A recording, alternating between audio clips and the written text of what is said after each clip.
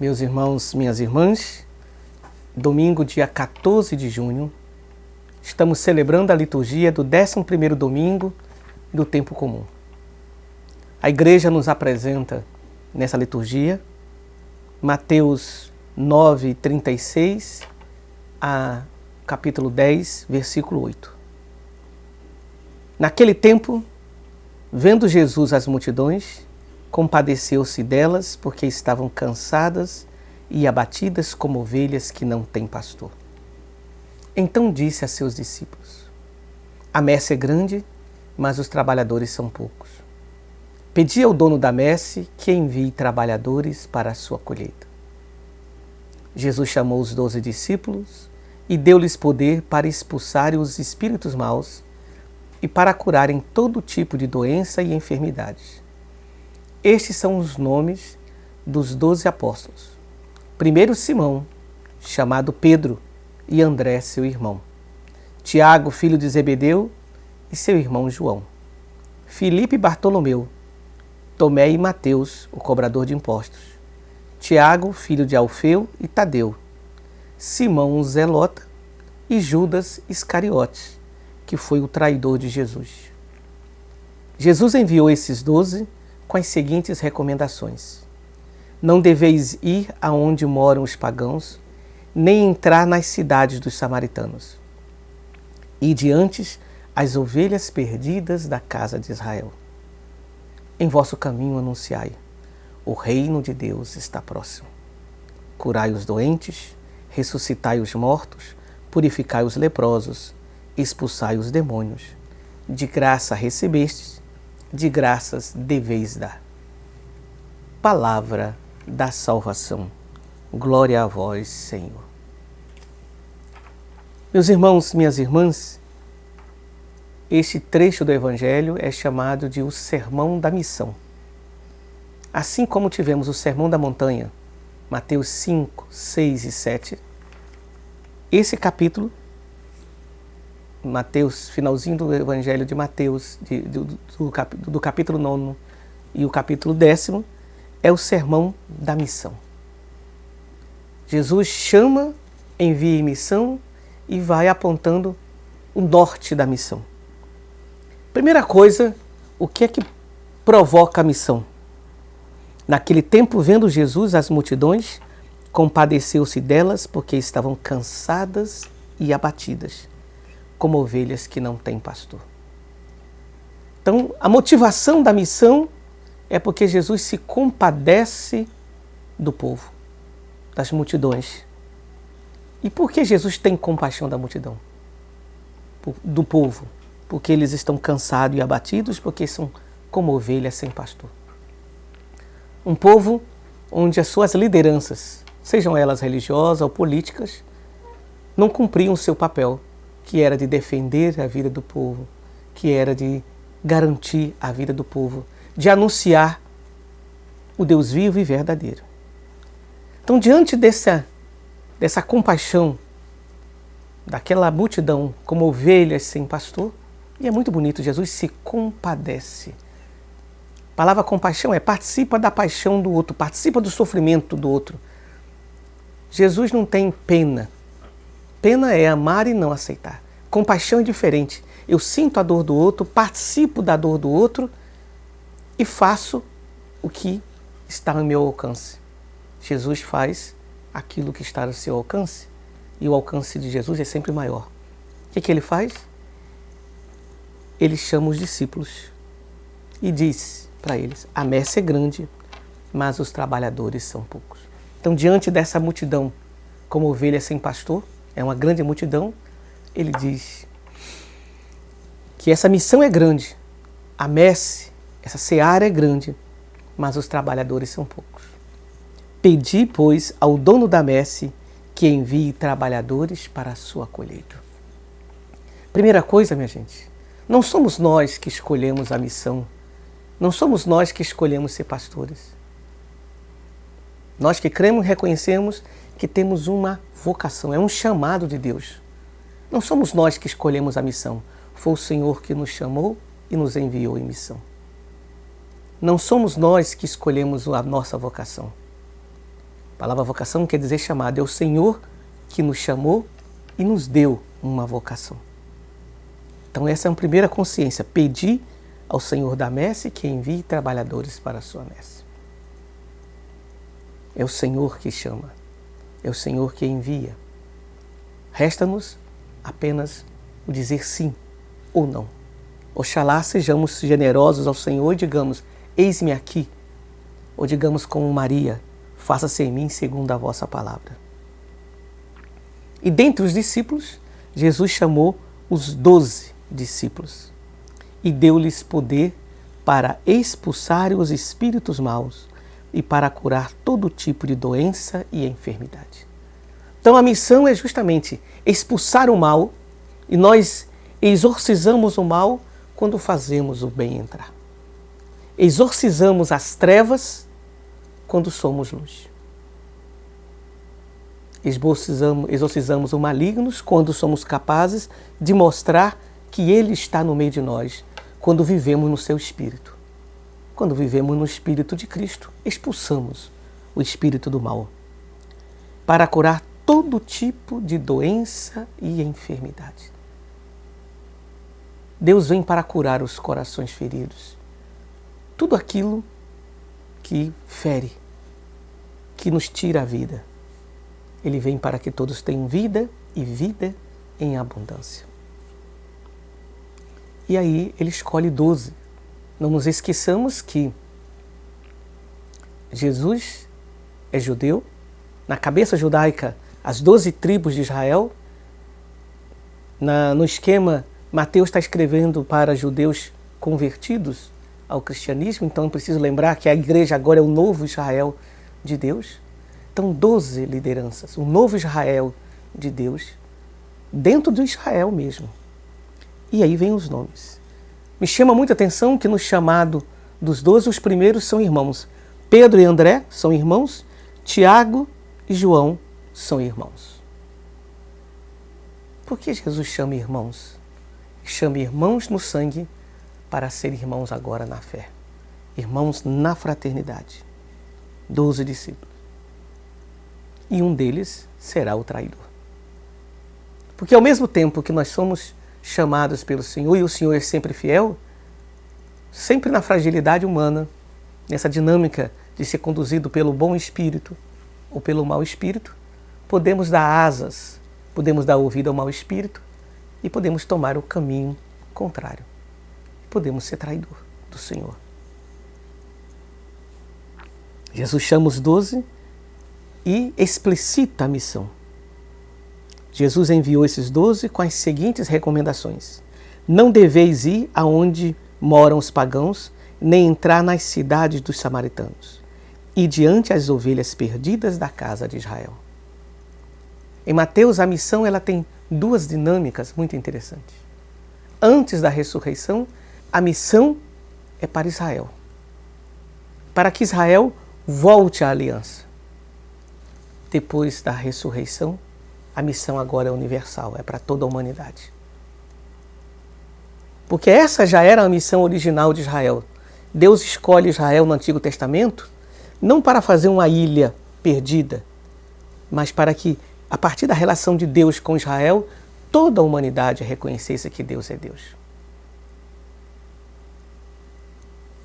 Agora acontece a mesma dinâmica. Ele envia primeiro para Israel. Por isso nós temos que pensar na missão nossa também dentro da igreja de estarmos sempre num processo de conversão. A igreja ela é missionária para fora, mas ela deve ser missionária para dentro, no sentido também de cada vez mais descobrirmos qual é a nossa missão para sermos cada vez mais fiéis ao Senhor. Para que Jesus não vire um rótulo que a gente repete, Jesus é o Senhor, mas na hora da prática honramos o Senhor com os lábios, mas nosso coração, toda a nossa vida está longe do Senhor. Então, como está antes da ressurreição, é a missão para dentro. E diante as ovelhas perdidas da casa de Israel. É momento de chamar Israel à sua aliança. É momento de nós voltarmos cada vez mais à nossa fé batismal, renovar a nossa aliança do Senhor. Em vosso caminho, anunciai. O reino de Deus está próximo. E o que é o reino de Deus, minha gente? O reino de Deus é a maneira como Deus conduz a vida e a história. O reinado de Deus. Não é um lugar, é a maneira como Deus conduz. O reino de Deus entra na nossa vida quando nós deixamos Deus conduzir a nossa vida. Por isso Jesus, ele é a própria encarnação do reino. Falar de Jesus e falar do reino é a mesma coisa. Ele é a encarnação do reino. Ele é a auto-Basileia. E aí reforça a missão. Curai os doentes, ressuscitai os mortos, purificai os leprosos, expulsai o demônio. Ou seja, vivei a vida. Sejam sacramentos de vida, instrumentos de vida. Por isso a igreja, ela defende a vida desde a concepção até o instante final. Toda expressão de vida precisa ser cuidada, preservada. A campanha da fraternidade desse ano nos lembrava: a vida é dom de Deus, por isso é compromisso nosso. Não só a vida humana, todas as formas de vida. Porque foram dadas por Deus, é um dom de Deus. E o Evangelho termina com a máxima: de graça recebestes, de graça deveis dar. A dinâmica do reino de Deus é pura gratuidade. Talvez o Papa Francisco ele tenha nos chamado muitas vezes já a atenção que talvez um dos pecados nossos, minha gente, é que a gente quer conduzir o reino, que planeja, organiza. Não estou dizendo que não tem que ter planejamento e organização, mas o Papa brinca, mas deixa espaço para o Espírito. Não é pela eficácia dos nossos planejamentos que as coisas vão acontecer. É pela abertura à graça de Deus. E um dos sinais da graça de Deus agindo na nossa vida é agirmos com gratuidade. Dai de graça o que de graça recebeste. E o que nessa vida nós não recebemos de graça, começando pela nossa vida? Ninguém pediu para nascer. Quando tomamos consciência, já estamos vivendo há muito tempo. A vida foi dada para ser dada de graça. Que missão bonita dos primeiros apóstolos, que continua sendo missão dos seguidores de Cristo hoje. Por isso, nesse tempo de pandemia, peçamos ao Senhor que de fato sejamos capazes de viver este Evangelho, de termos compaixão do povo, muitas vezes como ovelha sem pastor, de nos sentirmos chamados e enviados pelo Senhor para sermos sinais de vida, sacramentos de vida, cuidando da vida, que é dom de Deus, que por isso é compromisso de todos nós cristãos. Que assim seja. Meus irmãos, minhas irmãs, nessa segunda parte do nosso programa, queremos partilhar com vocês a catequese do Papa nessa última quarta-feira. O Papa, na audiência geral, na sua catequese, ele trabalhou o tema Lutar com Deus, uma metáfora da oração.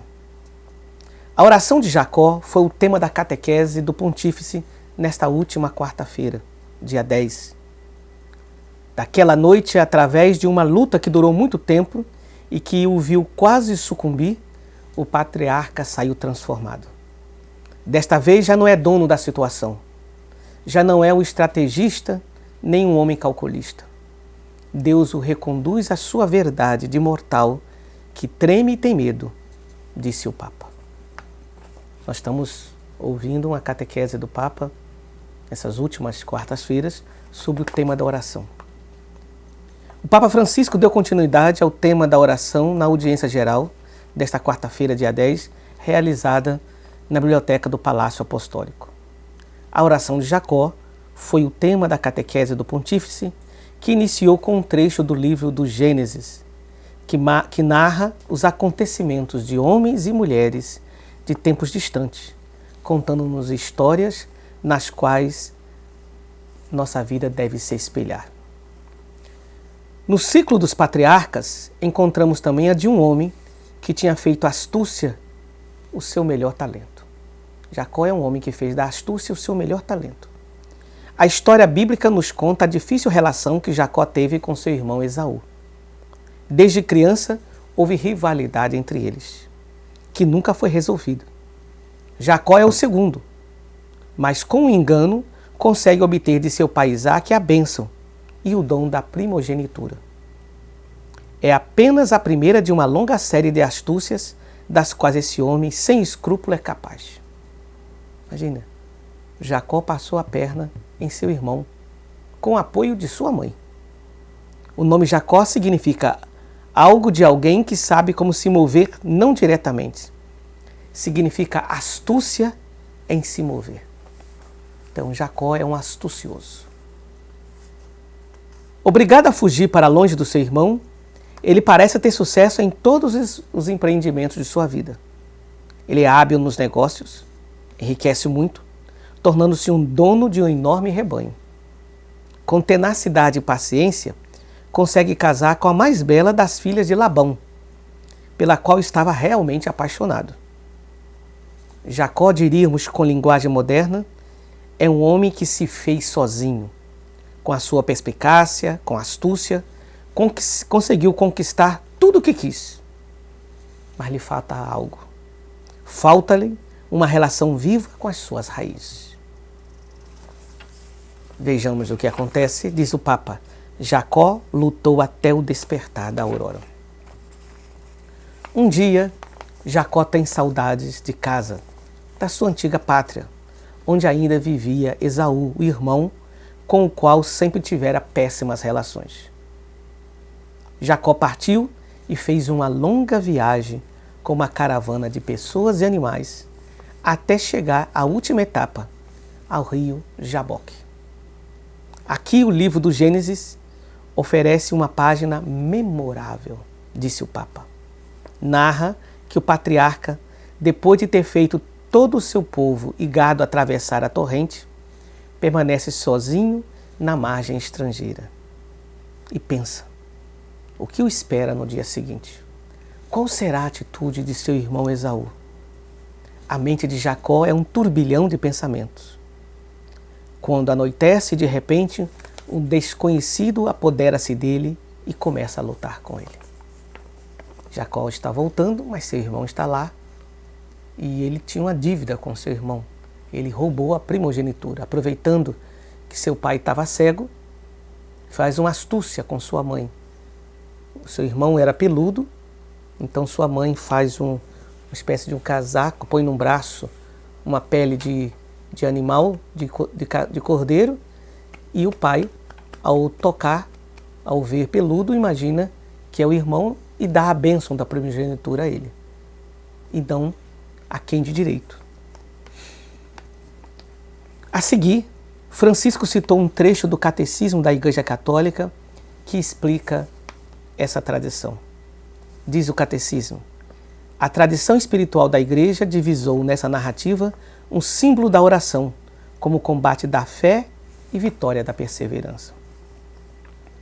Jacó, ali às margens, pensando o que ia acontecer no dia seguinte, tem essa luta com esse ser misterioso. Jacó lutou até o despertar da aurora, sem nunca deixar as garras do seu adversário. No final foi derrotado, atingido pelo seu rival no nervo ciático, ficando aleijado para o resto da vida. Esse misterioso lutador pergunta o nome ao patriarca, dizendo-lhe: você não se chamará Jacó, mas Israel. Você não será o homem que caminha assim, mas reto. Muda o seu nome, muda a sua vida, muda a sua atitude. Você será chamado de Israel, porque você lutou com Deus e com os homens e conseguiu vencer. Depois Jacó pergunta também ao outro: peço-te que me digas o teu nome.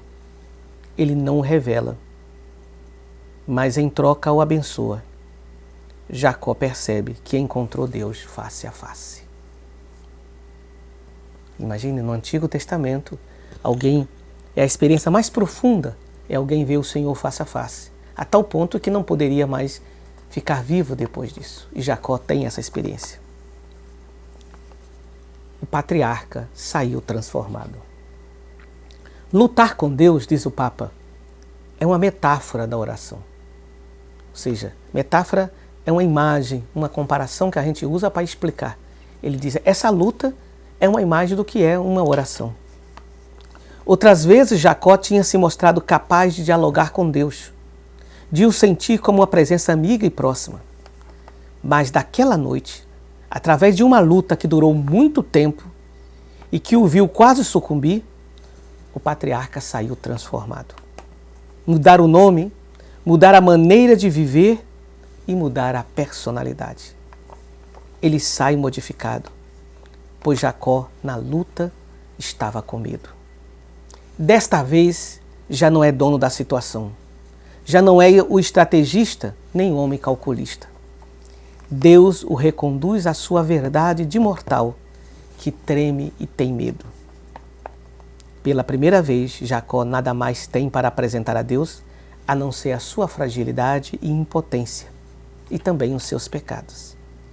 E é este Jacó que recebe a bênção de Deus, com a qual entra coxo na terra prometida, vulnerável e vulnerado, mas com um coração novo. Que imagem bonita.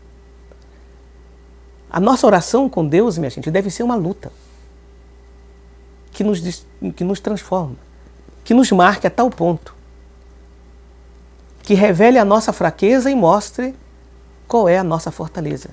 Porque muitas vezes a nossa oração é quase uma arrogância. Senhor, eu fiz isso, eu fiz aquilo, quase mostrando os nossos méritos para dizer, se o Senhor não fizer isso comigo, o Senhor não é um bom Deus. Na luta de Jacó, ele se rende. A estratégia não vale para nada. E ele sai mancando, é coxo, sai vulnerável. Todos nós somos vulneráveis diante de Deus.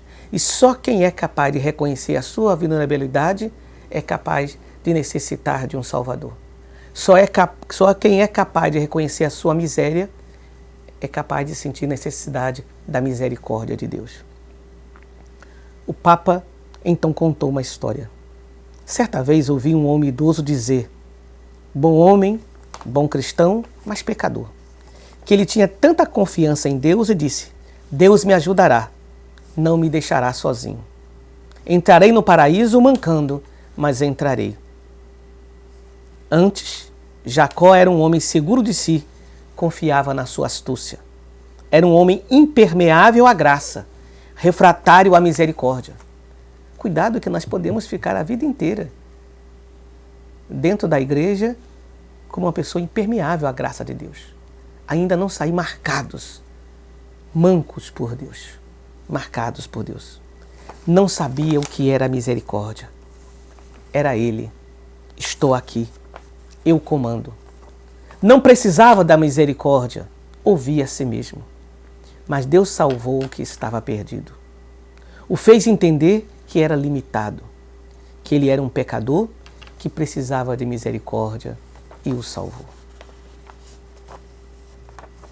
Última parte da catequese, diz o Papa, deixar-nos mudar por Deus. Francisco concluiu sua catequese dizendo que todos nós temos um encontro com Deus na noite da nossa vida. Mas nas muitas noites da nossa vida, nos momentos sombrios, momentos de pecados, momentos de desorientação, ali há um encontro com Deus sempre. Ele nos surpreenderá quando menos esperamos, quando nos encontramos realmente sozinhos. Naquela mesma noite, lutando contra o desconhecido, tomaremos consciência de que somos apenas pobres homens. Permita-me dizer, coitados.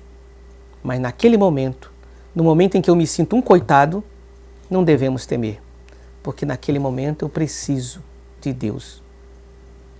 Naquele exato momento, Deus nos dará um novo nome, que contém um sentido de toda a nossa vida. Mudará o nosso coração e nos dará a bênção reservada para aqueles que se deixaram transformar por Ele. Este é um convite bonito a nos deixar mudar por Deus. Ele sabe como fazê-lo, porque conhece cada um de nós. Senhor, você me conhece. Podemos dizer cada um de nós. Senhor, você me conhece. Muda-me. Que catequese bonita sobre a oração. Se nós não fizermos essa dinâmica, minha gente, a gente poderá rezar com os lábios, mas o nosso coração estará longe do Senhor. Que assim seja. Meus irmãos, minhas irmãs, quero partilhar com vocês a agenda da semana. Como tem sido nesse tempo de isolamento social, de segunda a sábado, tenho presidido a Eucaristia no Mosteiro das Clarissas, a missa transmitida pela nossa rádio 102.7, de segunda a sexta às 7 da manhã, aos sábados às 7h30. E aos domingos pela manhã, às 8h30, agora na Catedral de Santana, não mais no Santuário do Rosário, por causa da novena de Santana, agora na Catedral de Santana, aos domingos, às 8h30. Lembremos-nos que a próxima sexta-feira é dia do Sagrado Coração. A sexta-feira da semana depois de Corpus Christi é dia do Sagrado Coração. Presidirei a Eucaristia na Catedral às 19 horas. Quero terminar esse momento lembrando dos aniversariantes do nosso clero nessa semana. Dia 15, aniversário natalício do Padre Rômulo Azevedo da Silva, pároco de Parelhas. Vamos terminar esse programa, nesse mês do Sagrado Coração, consagrando o nosso coração ao coração de Jesus. Ave, coração admirável de Jesus, nós te louvamos, te bendizemos, te glorificamos e te agradecemos. Nós te oferecemos, te entregamos e te consagramos o nosso coração. Recebe e possui-o todo inteiro, purifica-o, ilumina-o e santifica-o, a fim de que nele vivas e reines para todo sempre. Amém. O Senhor esteja sempre convosco, Ele está no meio de nós. Por intercessão de Santana, padroeira de nossa Diocese de Caicó, abençoe-vos o Deus de infinita misericórdia, Ele que é Pai, Filho e Espírito Santo. Amém. Permaneçamos em paz e que a alegria do Evangelho seja a nossa força.